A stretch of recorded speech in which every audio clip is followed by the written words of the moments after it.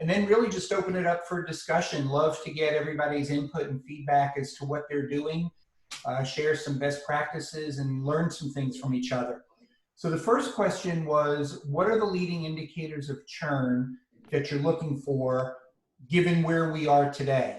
And they may be different than what you've been looking for in the past prior to the coronavirus situation. How are you tracking customer health and risk? Have you changed anything in the past 60 days? If you have, what have you changed? Maybe why did you change it? And how are you planning to evolve your customer health scores and your churn and maybe even your playbooks in the coming months, given the situation? And then related to customer health scores and churn indicators, if you did deploy any playbooks that you haven't had to use yet, which ones did you deploy? Are they working for you? Feel free to share those types of things. And then when we get back into the room, the question that Jay and Jeff are going to tee up is, what's a key takeaway that you got from the conversation today? And is there one immediate next step from everything that people shared that you've put on your list that you're going to kind of do once you get back to work and implement within your role and within your company? So with that, really just open it up. I'm not controlling anybody's mute, anybody's volume, so everybody can feel free to come off of mute if you'd like to. Anybody want to start sharing?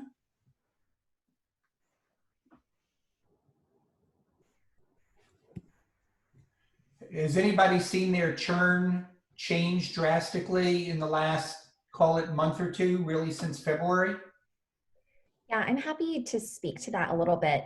Hi, everyone. My name's Sarah Roba. I lead customer success at Skilljar. We're a customer training platform. So usage on our platform has increased pretty significantly because so many organizations obviously can't do live training, which they were previously doing in person. So they're looking to platforms like Skilljar to do all of their training virtually at this point. So a couple of things that we've done, we have a fairly extensive customer health kind of score that's already built out for all of our accounts, but we certainly revisited that when COVID started. A couple of key factors that we're hyper-focused on now. One is usage. So we took a look at what were the usage trends by account from February to March and now March to April to see are there certain accounts where we're seeing a significant increase, where they're leaning more into using our product, or are there others that are typically falling into these highly impacted industries where there's significantly higher risk? So just looking at trending usage before, we were just more looking at monthly usage. How does that correlate with actual contract value? So just refining that usage metric. The second thing that we did is we've done a kind of COVID risk assessment. So we have about 300 customers at this point. So it was a project that was within scope of what we could do. But basically we went through all of our accounts and identified, based on usage trends that we're seeing, as well as a couple of other factors, like are they a highly impacted industry? And we basically assessed, is there a positive impact, a neutral impact, or a negative impact to their business? And we essentially developed playbooks around each of those different factors to make sure that we were appropriately addressing the additional risk that came across each of those accounts. I would say the most highly impactful playbook that we have implemented, though, is executive sponsor outreach. So basically what we did is we took all of our accounts and basically assigned a Skilljar executive to 25 of our top 100 accounts. So every executive has 25 accounts. We developed an email template. We all did, a personalized email blast to each of these executives. And I think we've probably had maybe a 15 to 20% response rate, but it's resulted in some really productive conversations. One, we understand what's the impact to their business, and obviously the impact to our top ARR accounts. that it's also given us insight into trends that they're seeing on their end. Where do they fall in those risk categories? But on the later end, it's also prompted us to finally execute on our executive sponsor strategy, which I plan just as a CS leader, we will do this forever moving forward. So it's been beneficial from that perspective. But I would say overall, one of the takeaways that I got from one of these office hours a couple of weeks ago was simplifying customer health. And we've certainly done that. A lot of the factors that our CS team was very much focused on, they're still focused on those things just from a continuous account maintenance perspective. But what I'm looking at and what I'm reporting to our executive team is more of this kind of simplified business factors, where COVID is kind of playing a big role in that. And then really simplifying just what the CS team is focusing on and making sure that we're focused on the right things. Because I think, at least at Skilljar, and there are probably other CS leaders that can relate to this, CS has a tendency to take on so much and do so much specifically around just additional project work within organizations, especially if you're a fast-growing startup. And we've really pulled back a lot of the extra work that we've done and just really honed in on what are the key plays that we should be running with all of our accounts and kind of wiped out a lot of the noise. So that's how we've shifted strategy a bit at Skilljar. But I'm curious to hear how other teams are approaching customer health and kind of assessing risk. So Sarah, a question for you. Are you anticipating that your usage is going to stay high after things settle down and everybody goes back, because companies are realizing it's maybe more efficient to be online and not do all the travel and send facilitators out? Yeah, that's a great question. My perception, or what I anticipate will happen, is that companies are, it's interesting, a couple of the trends that we've seen is not just a big shift from live training to on-demand training, but a lot of our customers who were previously pricing all of their content are doing pretty significant promotions where they're opening up their content to everyone, removing the price, and it's skyrocketing engagement. The one thing that's currently open is they don't necessarily know the longer term business impact of that, but I anticipate it will be significant. And I think that is going to shift people to answer your question, to totally shifting their strategy overall longer term. So if anything, it has added fuel to the flame. And I think that once all of this settles down, the value of virtual on-demand training will be so prevalent that they won't even think about reverting back to the previous way of doing things, just because the cost savings is significant and the impact is substantial as well. So I anticipate this will be a long-term, this will be the way things go moving forward. Sure. And one byproduct out of all of this is maybe when it's all said and done, you'll have some great case studies and some more customer references than you've had in the past, right? Certainly. Our marketing team is all over that at the moment. And honestly, doing the executive outreach as well has given us good insight into this. We have a lot of customers that have indicated, this is the new world of work and this is what we're doing moving forward, and just validated our assumption that this is the way things are going to go moving forward. Yeah. Great. Awesome. Thanks for sharing. Yeah. I have a couple of points to share. I'm Romeo Raghavan. I work for Fusion Risk Management. This is my first time in this group, so thank you for allowing me to join and share my 2 cents. For us, as I said, my company's name is Fusion Risk Management. Like, this is the time we're the most busiest. Our software product helps customers, tackle and manage a situation like a pandemic or something, brought like a crisis and incident. That's what we primarily do. So this is like our bread and butter.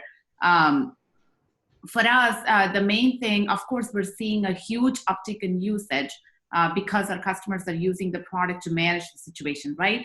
But at the same time, with several of our customers, because they have budget cuts and because they have limited availability in terms of resources and who's using the product and how they serve, we have reached out to several of our customers, directly asking them, hey, do you anticipate any change in the budget that is being allocated to you this quarter, the next quarter, and over this year, what changes do you anticipate? Is it steady? Do you see an uptick, or do you see something that's going to, affect the product? So that's one thing that we have asked.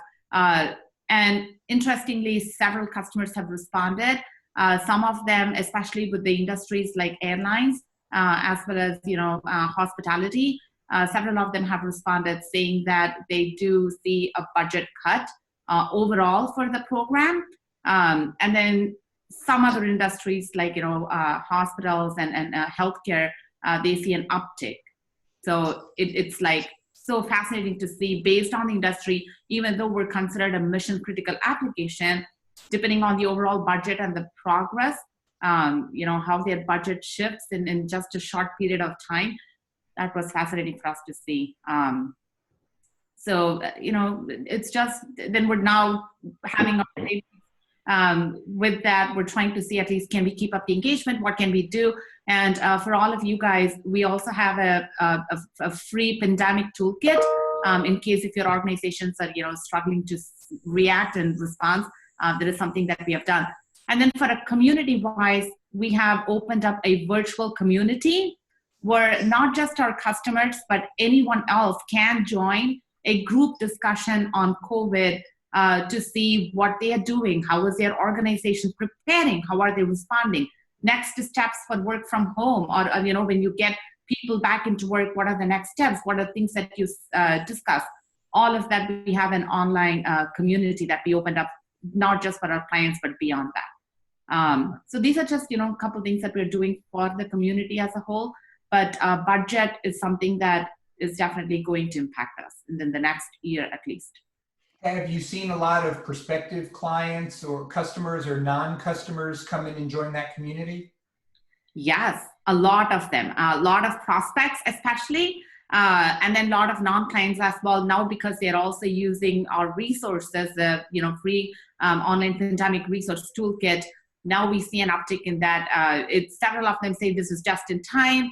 Some of them have then reached out. They've become, they've given us like qualified leads from a marketing perspective, whereas some of them are just, still laying low, passive, but we are continuing to monitor that trend. Gotcha. So Jessica has a question. She's asking what tools you use to create that community. Yeah, so our product is built on the Salesforce Lightning platform. So Salesforce has something called a community builder. Initially, this was only for internal customers. We have a huge, virtual community presence. So it's what's internally just for customers, but now we have opened it up to everyone else. That's fantastic. That's yeah. great. So the financial information that you're getting from your customers, do you plan on incorporating that into your health scores or having it affect your health scores at all? Yes. We have that affect our health scores, especially with renewals. Things that are going to be at risk. That's the major thing that we are tracking now.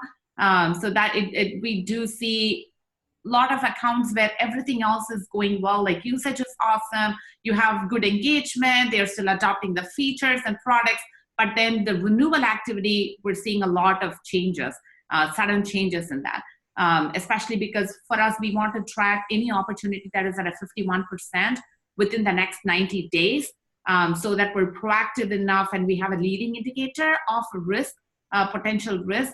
And those are ones where we're starting to proactively reach out. Wow, fantastic, thanks. Great information. Yeah. Thank you. Small and enterprise customers. I don't know if that question is for me, but we don't see a specific trend per se between SMBs and enterprise customers, not at this time. But well, maybe that's, even again, that's because of just the product that we sell and the industry we are in. I would like to hear that from others too.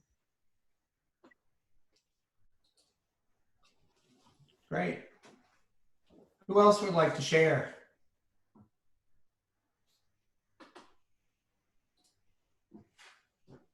Hi there. My name's Jackie Clayton. And this is my first time here too, so I appreciate you doing this.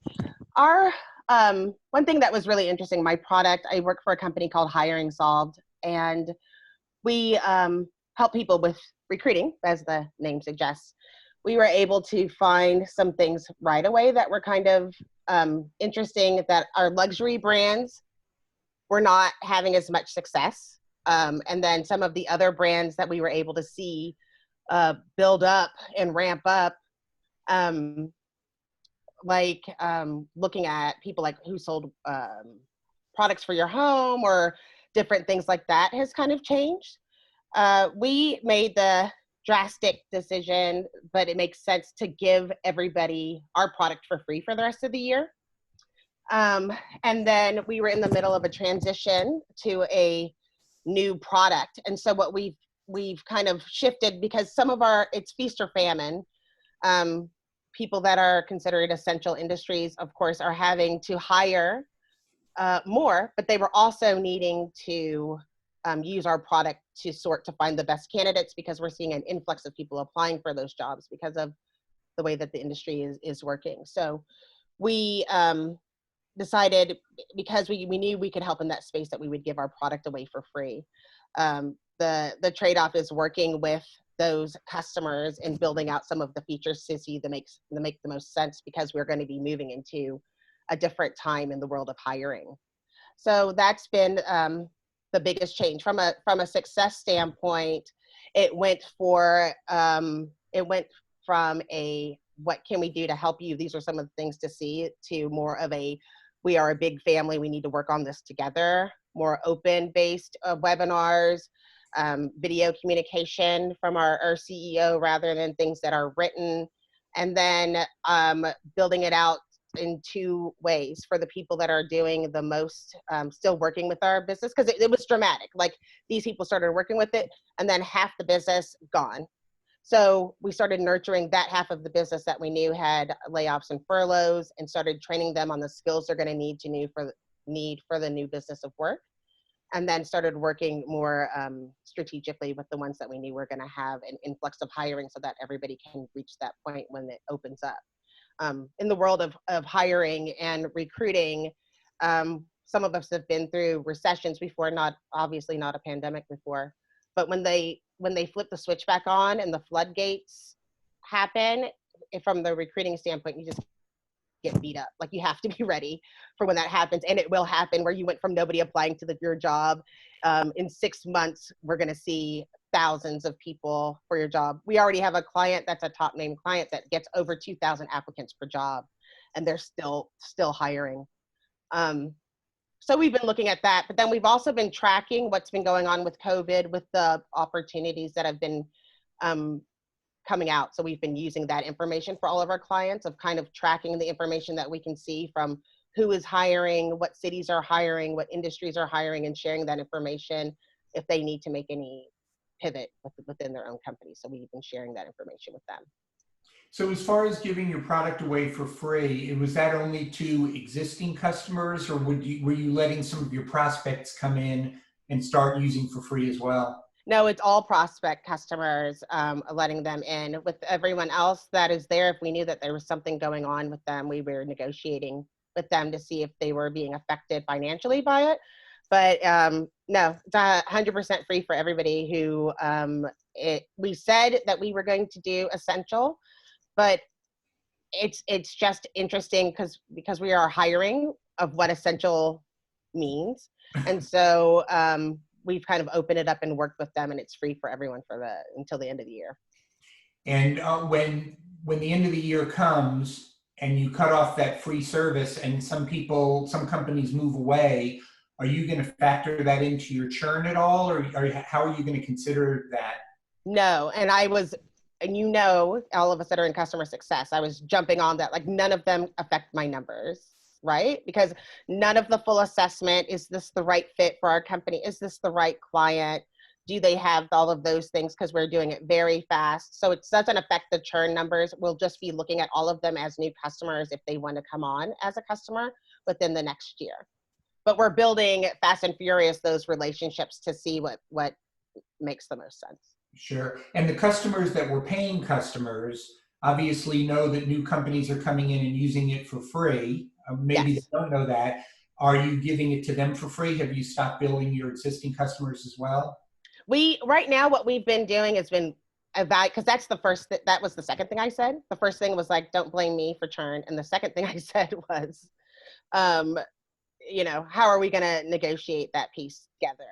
Of course, from the CFO was like, absolutely not. We can't just give free for renewals because we've already counted on those things. But what we did is be able to we actually are negotiating with those markets so that if it was something that they know they were hit financially, that we would push it out 3 months rather than having those dates to make sure that it still makes sense, and then allow them to adjust the numbers in their contract because they might have layoffs. That's kind of what we're anticipating, but it's at the same time that we're adding this additional product at the same time. So it's kind of a they also know that some of the pieces of the newer product are going to be 3/4 baked, and so they recognize that they're fine with what they have. We're not giving them that product, we're giving people the newer product, and so they, you know, we're working together from that aspect. It ends up being overall, if you look at it from a 360 vision, a win for all of us.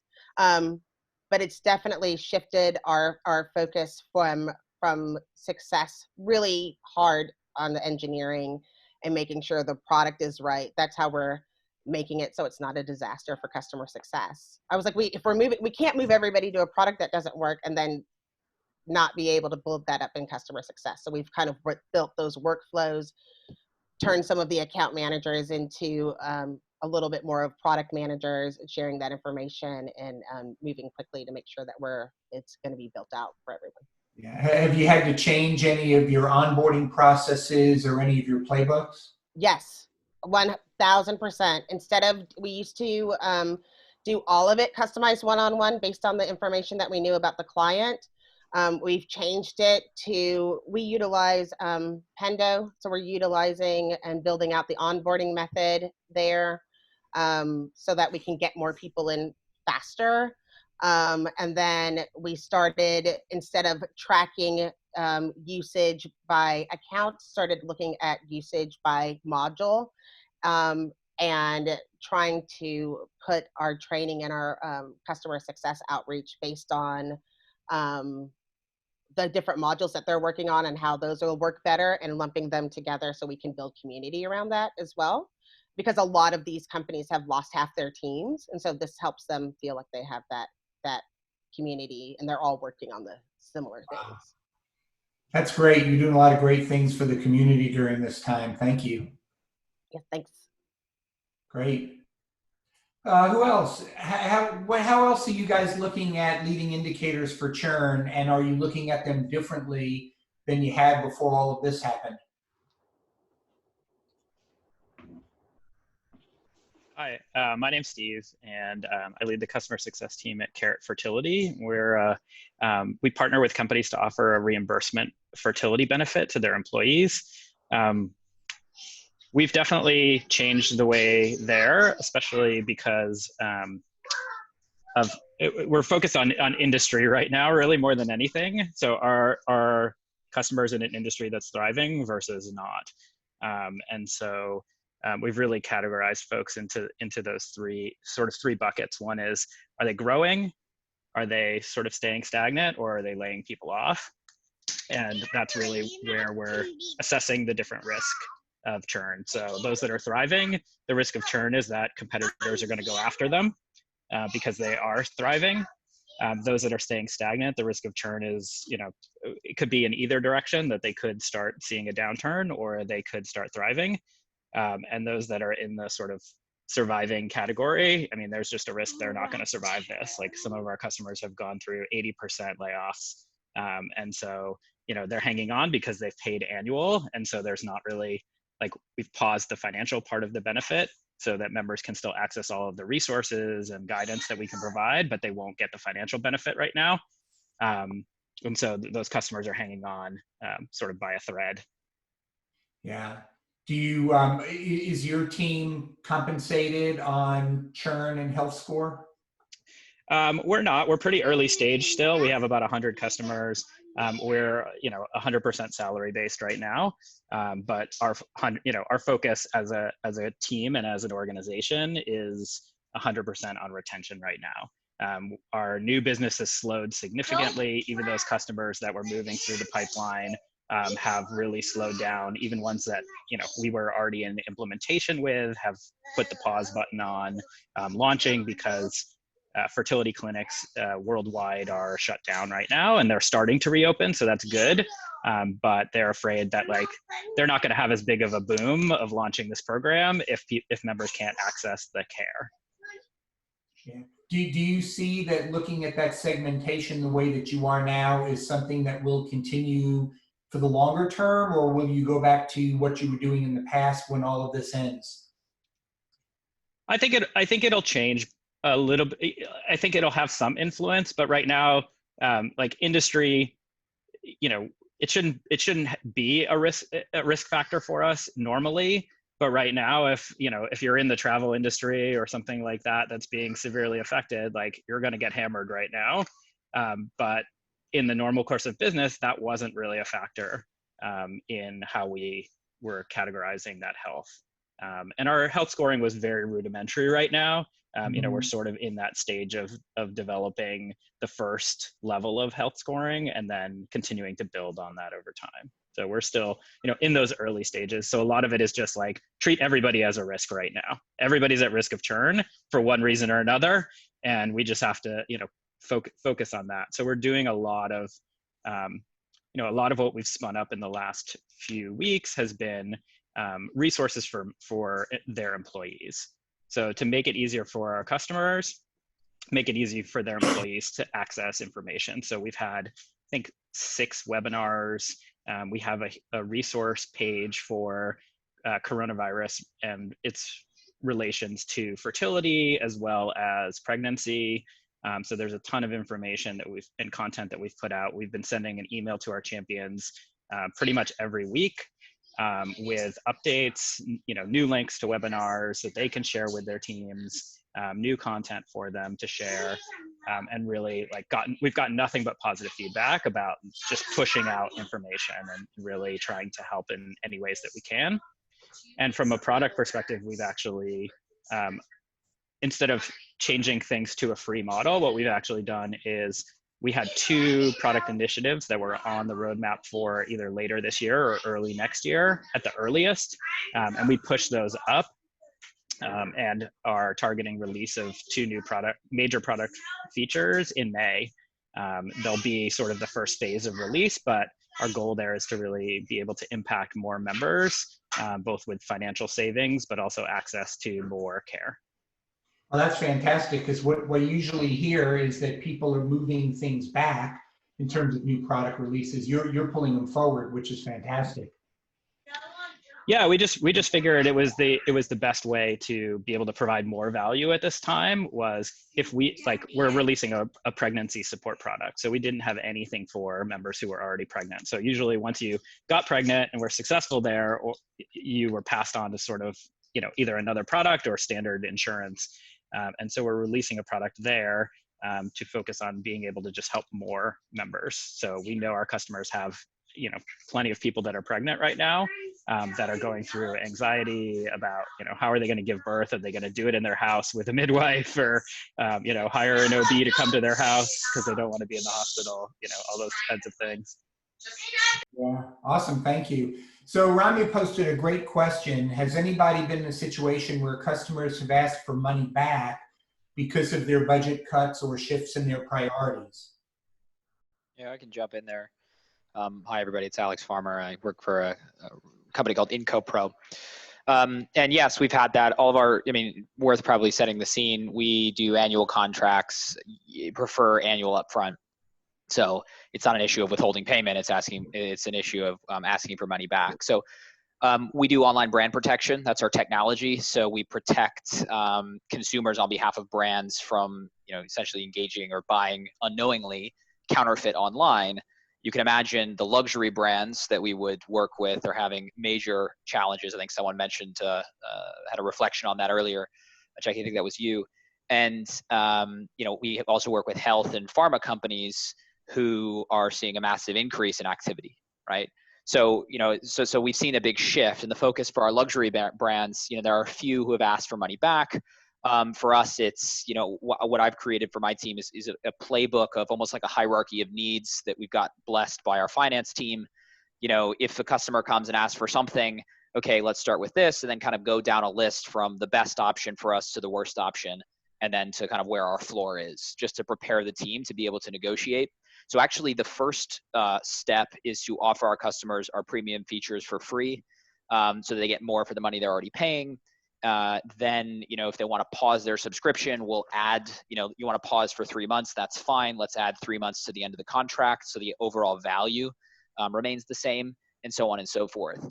But I think, just to challenge the premise of the question slightly, one of the key things that we've done and are doing for the industries where we're getting an inkling of, like the luxury and fashion industry is getting an inkling of potential requests coming down the pipeline for budget cuts, is trying to be proactive by offering them premium features for free before they ask.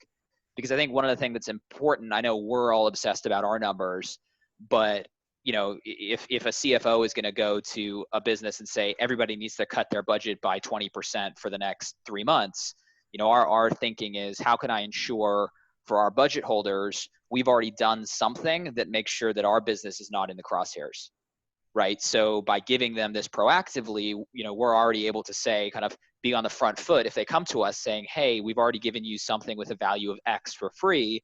Are you asking for more, or are you just kind of shaking the trees to see what you can get? And I think that's been pretty effective for us. Obviously, the second benefit is it gives us a lead generation tool for expansion, product module upsell or cross-sell in Q3, Q4. So we're kind of getting benefits on both sides here. And the response has been really positive from our customers. The last thing I'll say on that is we're being quite annoying in that we're making customers sign a 100% discounted order form, with the thinking being that may make its way to a finance department or to a CFO who is going to be the one that says cut budgets by 10%.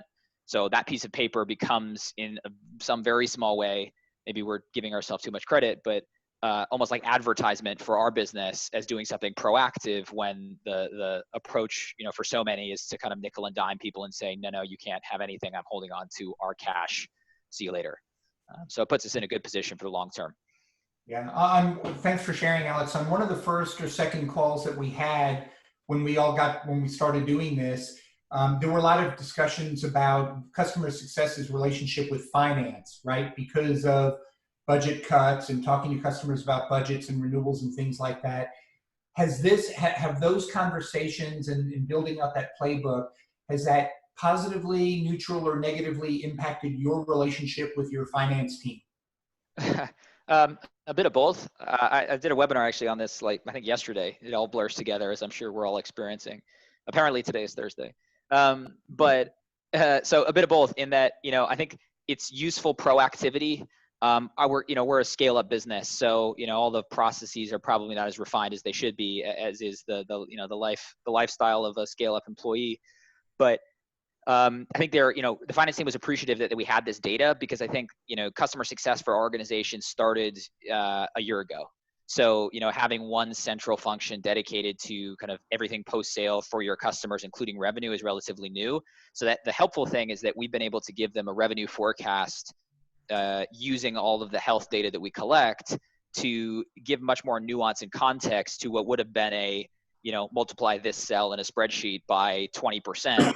That's our finger in the air estimate for the contraction we should expect due to COVID-19, right? So we can give much more data to our finance team. I think getting them now to trust that data and to model business, model our trajectory off of that, as opposed to a more doom and gloom, oh my gosh, I have to model the worst case, even though it's probably not backed so much in fact. That's been, I think, a bit of the flip side of that challenge, if that answers your question. Yeah, did they immediately, was their immediate impression to challenge the data, or just because of a relationship, or? I think it's more if we get that granular, we're going to have to stay that granular. And, there's so many things on our finance team's plate at the moment. It's almost like, this is close enough to reality, we're just going to go with it. But it's important for us because it impacts, I'm based in the UK, and the government's supporting, furloughing employees, right? So, people get paid 80% of their salary if they're furloughed by their business. and the key thing for us, owning this customer data, sales cycles have shrunk or decreased pretty substantially, but our customer, ARR should continue. It's important for us with this data, not just for our finance team to give them that information, but so that we can encourage and almost nudge our finance team to make data-driven decisions that aren't based on, the doom and gloom that we may, that we may be making decisions on otherwise. So it's, I think, doubly important, if that makes sense. Awesome. Wow, that's great. Thank you. Anyone else? I think we have about 2 or 3 minutes before we get pulled back into the other groups. Anybody else have any thoughts they want to share, or any new playbooks that they've invoked?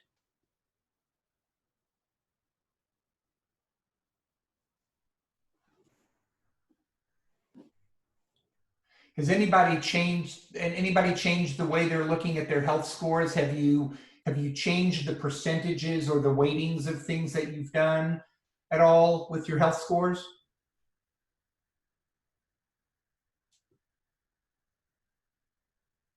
Yeah, I can chime in on that for a little bit. I did have to adjust it, and I've been at Glassbox. My name is Elizabeth. I work at Glassbox, and when I've been with the company for 4 months, so one of the things that I wanted to put together was a health score based on different dimensions of interactions with the customers, and based on which ones were the ones that were giving us the most sort of value from our perspective that we deemed very, very impactful.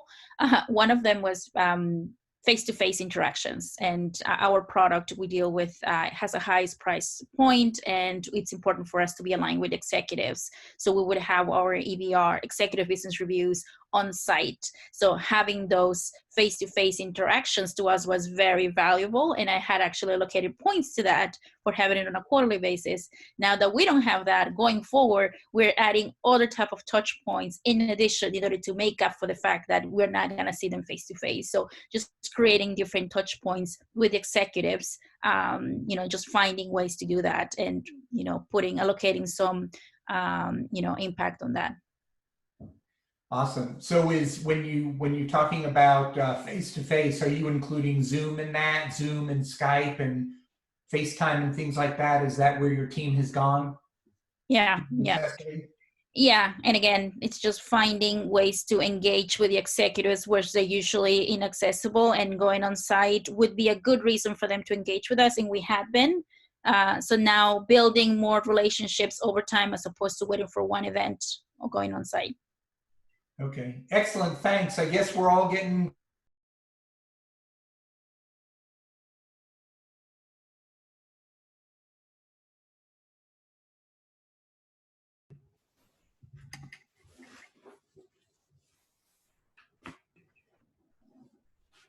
It worked. Right. Good work, yeah. Technology is, if you guys, I broke everybody out into breakout rooms, and the idea was that I was going to go through each breakout room and listen in, but I got too scared. So I literally just stood here watching the screen, making sure nothing happened. So I was on guard the whole time. Thank you, Jeff. Yeah. If Awesome. it works, don't touch it. Yeah, exactly. Right. Well, perfect. I think we've got a couple more people filtering in, but excited to hear more feedback. We'll be sending a survey afterwards as usual. So excited to hear from everybody just about the breakout session concept, how it worked, and hopefully hear more. But to end today's session, since I was not able to go through all the breakout rooms, we thought it'd be great to just try and get back together as a larger group. And so two of the questions that I wanted to pose out to the group, and anybody feel free to answer, but the first question is just, what was your one takeaway or one learning that you came away with from the session? And then maybe the second question to answer is, what is maybe an immediate step, or what is one action item that you feel like you're going to go implement within the next 7 days? So open that up to the group and see if there's anybody who'd like to share. I can kick us off. We had Brian Lafall in our group from Looker, and he shared a really tactical sort of risk assessment summary that he was using. And I think one of the key points he made, among many good ones, was, are you able to identify quantitative leading indicators to have your first pass at your client list, flagging at-risk accounts based on that, quantitative data, and then have a CSM come in and provide some qualitative feedback about the health of the account. And so that concept in general, I think, was a great reminder to hear that. And I've been taking the qualitative approach so far during this because it's felt very reactive. And that's one thing I'm going to take away is overlay some quantitative leading indicators over my qualitative list and see if there are any discrepancies. So really appreciated Brian's share today. Awesome. Anybody else have any examples? One takeaway, one action item?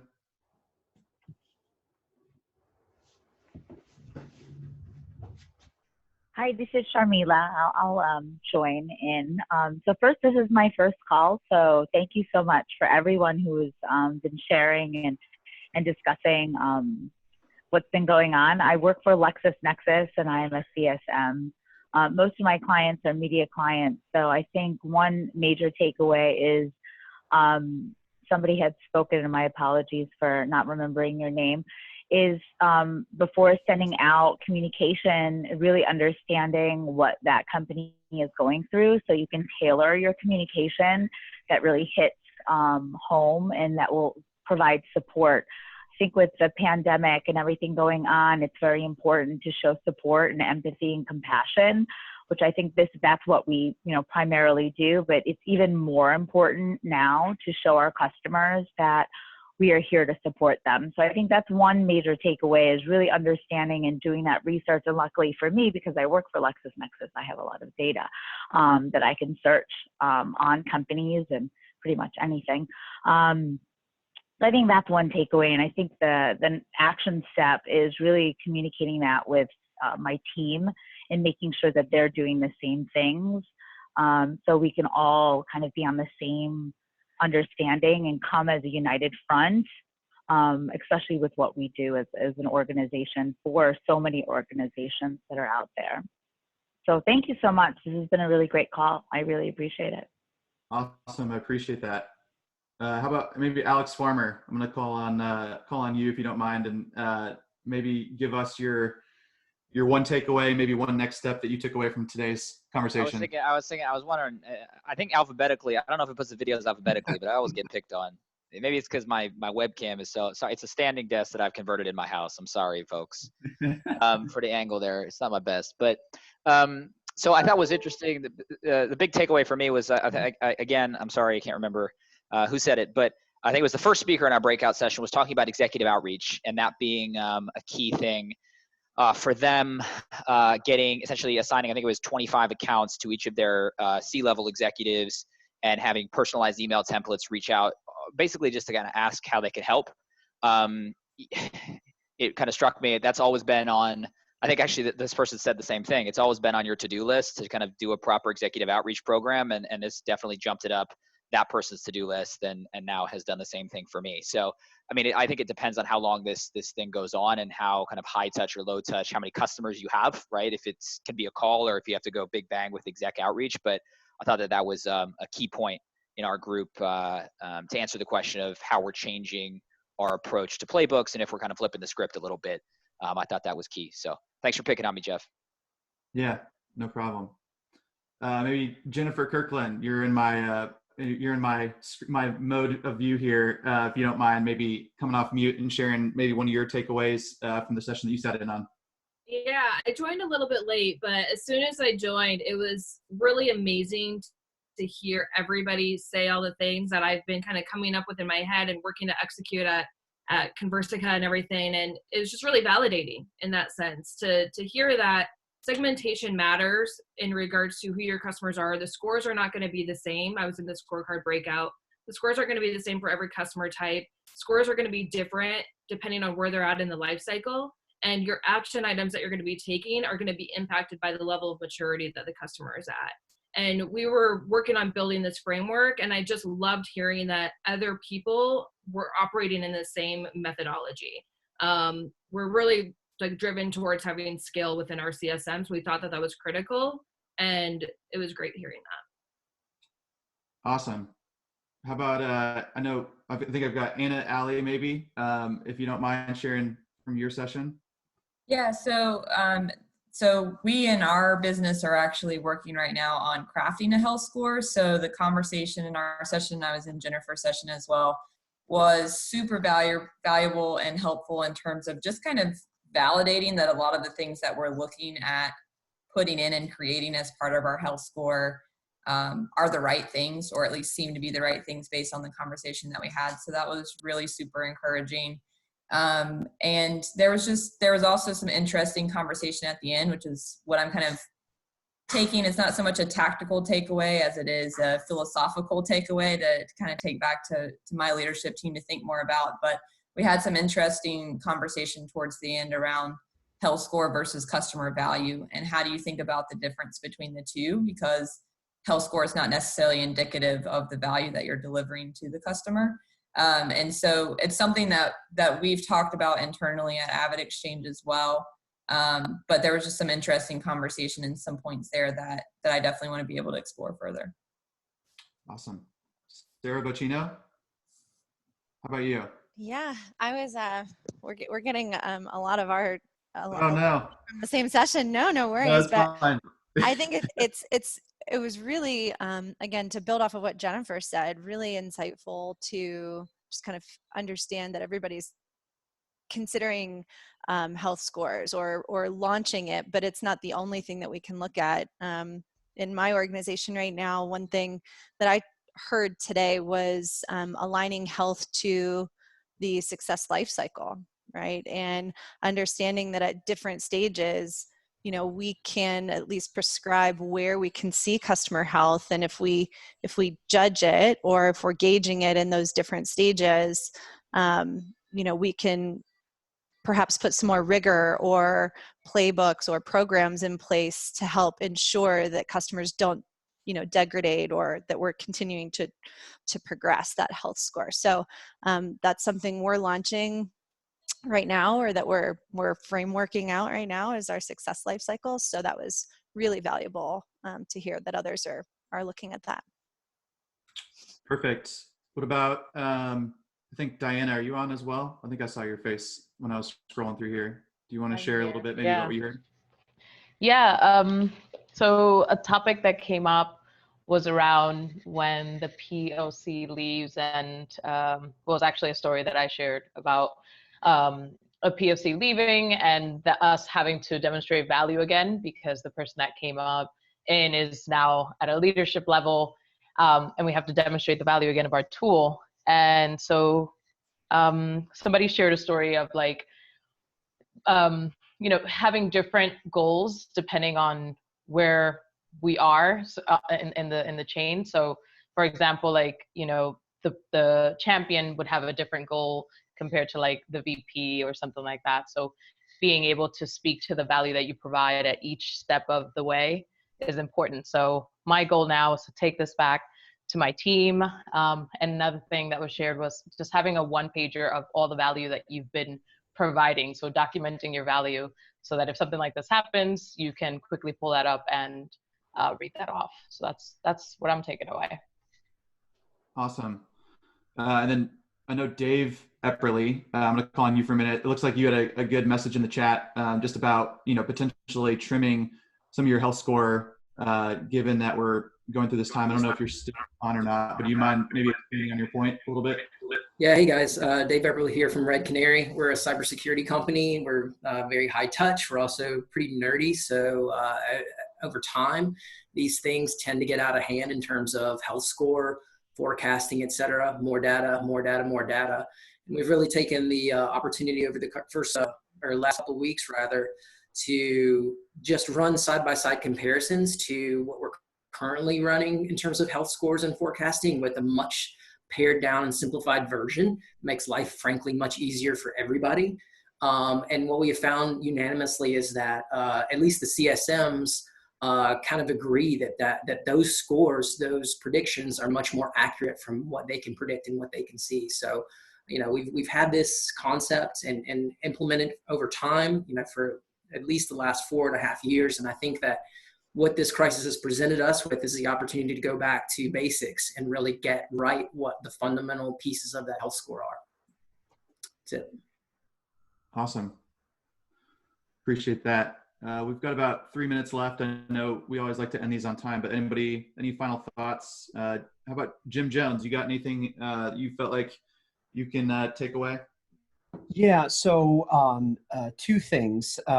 First of all, the experience that some companies are having, customers saying, hey, I don't have time to talk to you right now, or call me in a month or whatever. Great indicator of churn and a great indicator of slowing of potential sales. So it's good to know we're not the only ones in that boat. The second thing is somebody said that they basically have stopped all new customer marketing, and all the outreach is going through the customer success teams. I can't stand the companies that are marketing to me on LinkedIn, privately or in a full message, across the board to everybody. Hey, we know things are bad with COVID. Let's talk about how we can help your business. And it's like, let's talk about how fast I can unconnect and block you on LinkedIn. You need to be genuine. You need to be authentic. You need to be there for your customers you have relationships with and say, how can I help you? Even if it's just to leave you alone for a few weeks. Yeah. And outbound marketing is absolutely inauthentic and tone deaf right now. Well, I know we've got about 2 minutes left, so we'll try and make sure we get everybody out of here on time. But I appreciate everybody coming. I think, again, we tried the breakout rooms for the first time. Hopefully, you heard some diverse voices in the groups, and that everybody got some more value in terms of having more of an intimate, smaller group. So as always, we'll send out a survey right after. Hope to just gather some feedback, make sure, again, we can keep iterating and drive value. Thanks to Megan, Nils, David, and Jay for leading those sessions. Really appreciate you guys spending some time with us. And then, as we mentioned, we're excited about launching this community in terms of a platform between these sessions that we do on a weekly basis. So if you're interested in helping us get that off the ground, you'll see a little moniker in the survey that we send out. So please indicate if you'd like to help us do that. So thank you again. Hope everybody has a great Thursday, a good weekend, and hopefully we get to get outside and some fresh air. Thank you. Bye, everybody. Thanks. Bye. Goodbye. Bye, everyone.